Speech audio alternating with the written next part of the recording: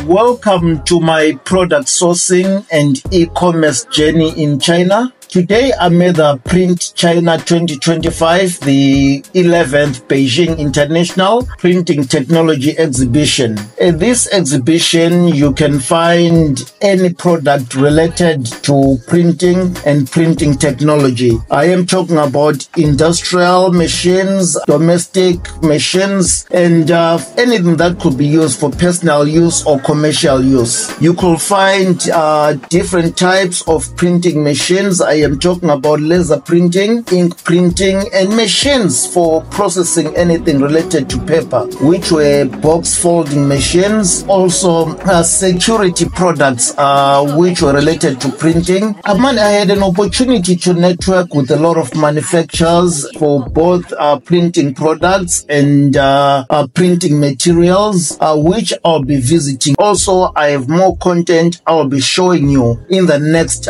few days and few weeks in related to the best winning products I found at this exhibition.